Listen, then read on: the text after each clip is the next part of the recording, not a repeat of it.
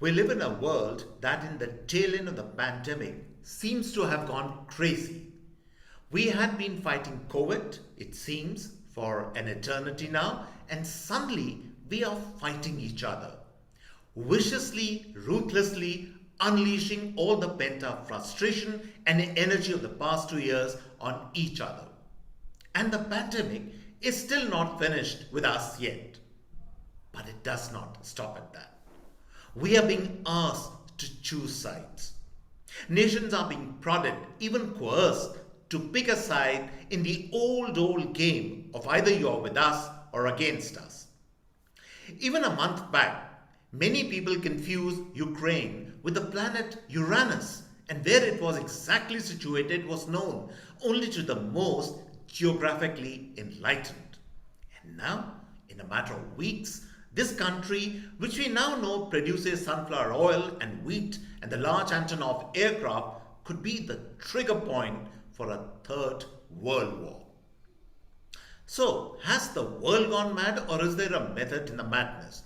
And if there is indeed a method in the madness, then should India contribute to the madness or take a stand, a sober, objective view of things, an independent stand that rejects the madness and calls for a return to sobriety and good sense?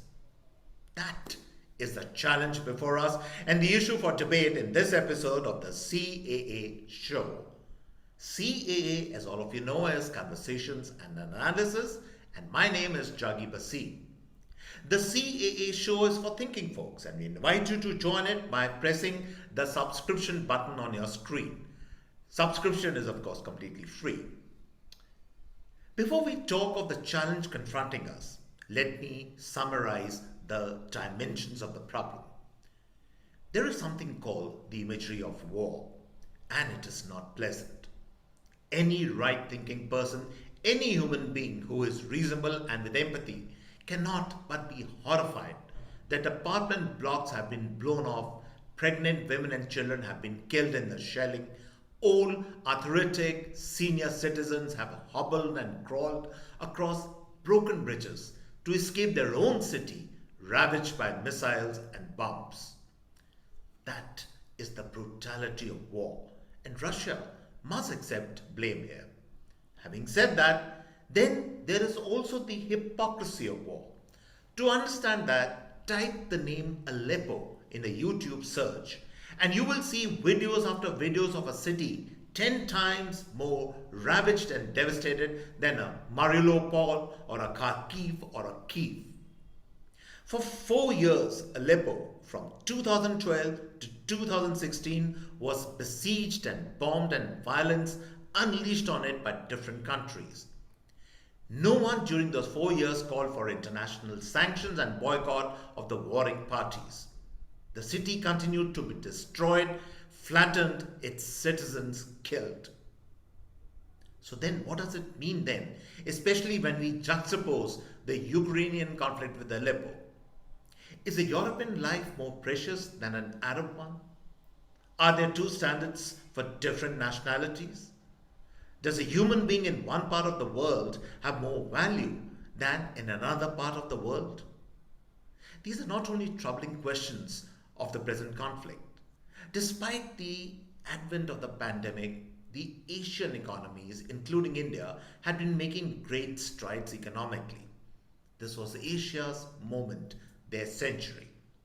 And suddenly, out of nowhere, a weary, dispirited Western Europe, ravaged by its COVID fight and unable to handle its migrant problems, seizes the day, the moment, forces back the spotlight on itself, bands together to lead the good fight, appear militaristic, and even try to dictate world economy.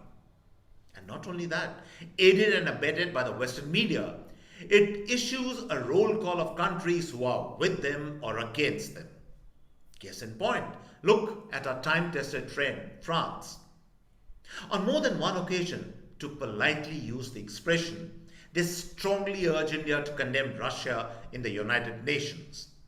And even as recently as yesterday, the United States, hedging its bets with India, is not putting us in the dock as yet, but is cautioning us And in the words of his spokesperson Jen Psaki, that oil purchase from Russia could put India on the wrong side of history. These nudgings by Western powers can turn into subtle threats and even open hostility in no time if we are not clear of our responses and priorities. And what is our priority? Our priority is not to take sides or enter into someone else's war or plead someone else's case. Let the Western powers, and that includes Russia, deal with the mess they have created in the first place. We must be guided by the principles of Atmanirbhar Bharat. Atmanirbhar Bharat is not isolationism vis-a-vis the world, but rather engagement with it on our terms, considering our priorities. And right now, our biggest priority is insulating the country from an oil price hike shock. In buying terms, we cannot afford to spend over $100 to a barrel, and whichever country offers us discounted prices, we should take it. Look at countries like Germany and Holland. Despite all the talk of war, these countries continue to buy Russian oil, which is cheap and convenient. Why should we be pressured not to do the same? We don't need to prove old or new loyalties and friendships to anyone, be it the Americans or the Russians or the Europeans. We must think first of our own selves and our interests. We can leave the bleeding liberal hearts in our country to take whichever side they are cozying up to. We have to take a side which helps us to keep food and oil inflation low. That should be our priority. Atmanirbhar Bharat is not a middle of the road, non-aligned, isolated policy. It is a dynamic engagement with the world which prioritizes our concerns and pushes our agenda. We need to be agnostic to power blocks, alliances, and old partnerships. If we think and fend for ourselves first, we will not only shake off the pressure being applied on us, but also show the world a new way of countries being strong enough to stand up to power blocks and prosper at the same time. So, on this note, I come to the end of this episode of the CAA show. I hope you enjoyed this particular episode. If you like our show, subscribe to us. Subscription, as I said before, is completely free. And on this note, it's goodbye and cheers from my end.